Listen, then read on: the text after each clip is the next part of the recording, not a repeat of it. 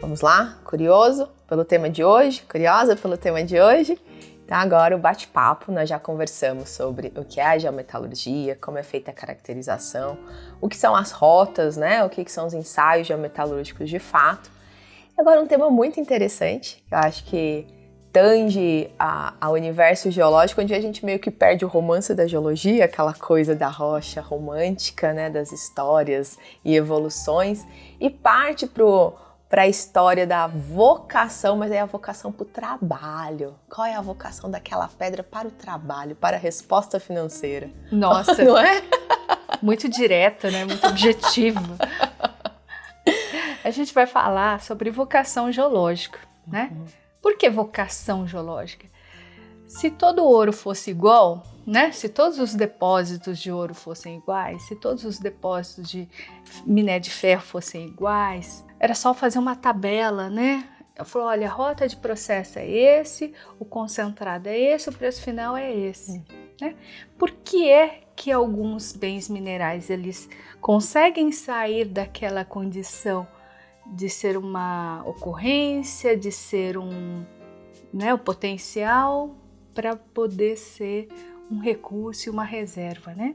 Fora os fatores modificadores, né? Nós também temos as questões geometalúrgicas, né? E aí vem a questão da vocação geológica. Então, o que é essa vocação? Então, a gente trata a vocação como algo que é inerente à rocha.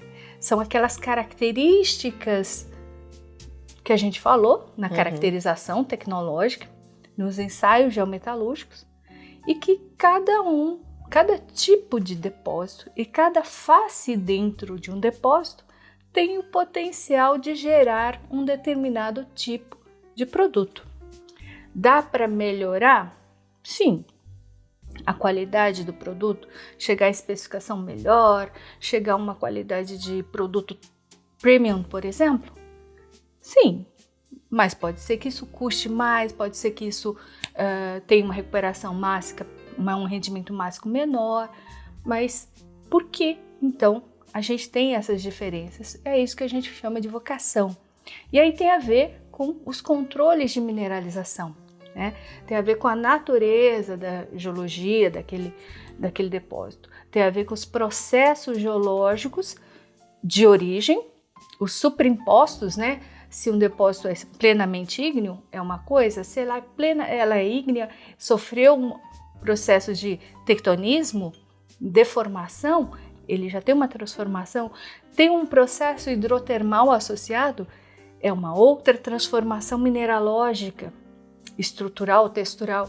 E se ela sofreu intemperismo, você já mudou totalmente aquela matriz inicial ígnea. Então, a sua vocação começa a ser diferenciada de um outro depósito plenamente ígneo, por exemplo, plenamente sedimentar. Então, é essa característica que a gente está falando, vocação. E assim, eu acho muito legal quando a Marcela trata do assunto vocação, porque como a gente faz um link direto entre a gênese, né, assim, aquele olhar para a matriz no sentido de rocha e mineralogia, os processos sobrepostos e o entendimento do que isso traz, porque é um erro muito comum do mercado, né? Assim, a gente pensa nessa questão, é um depósito de fosfato, então é fosfato, né? Tem potencialidade para isso, então é isso daqui que vai acontecer.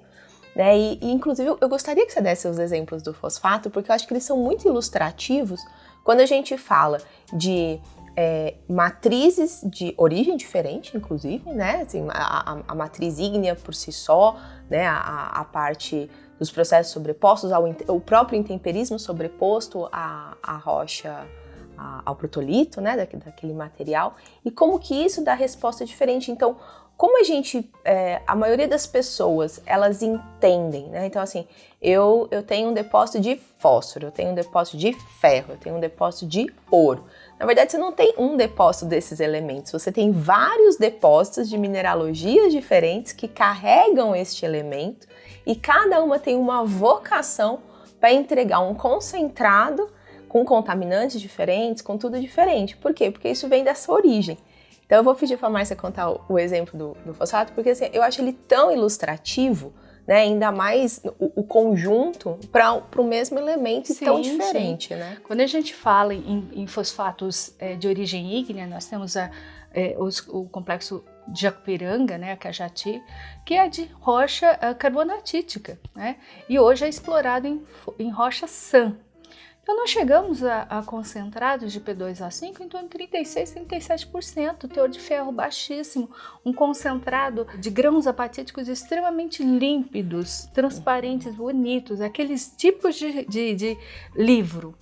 Quando a gente vai olhando lá aqueles complexos alcalinos do Alto Paranaíba, né, Araxá, Tapira, Catalão, Patrocínio, né, Serra do Salitre, a gente começa a olhar alguns outros concentrados com outras características. Embora a origem seja ígnea, elas têm processos superimpostos.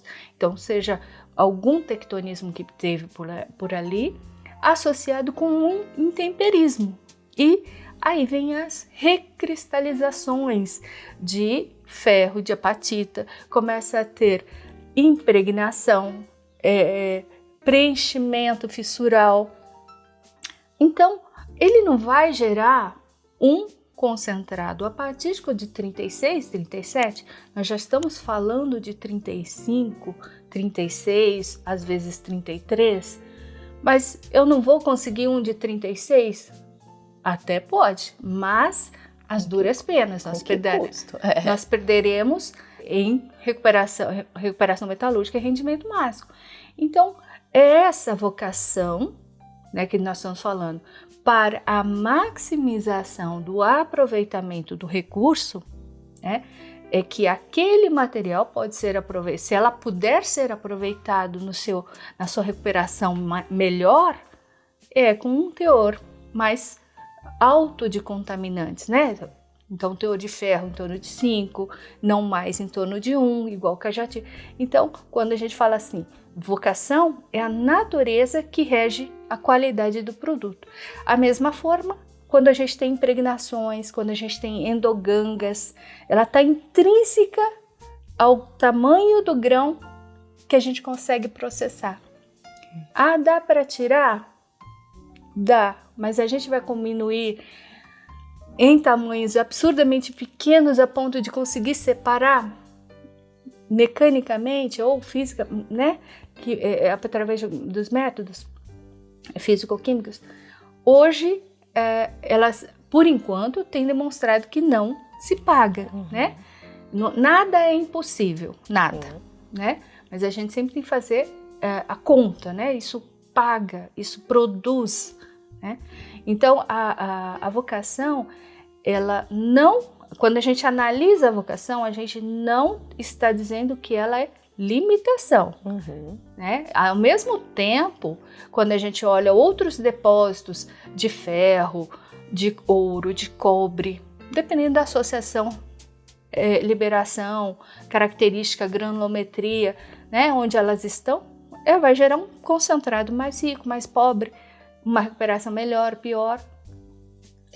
E eu acho que o interessante também é que quando a gente fala da vocação, dos resultados, do processo e do resultado do concentrado, outra coisa que as pessoas costumam confundir é teor de alimentação alto com um bom resultado de concentrado, né? Eu acho que também o fósforo ele traz um bom exemplo para isso, sim. Né?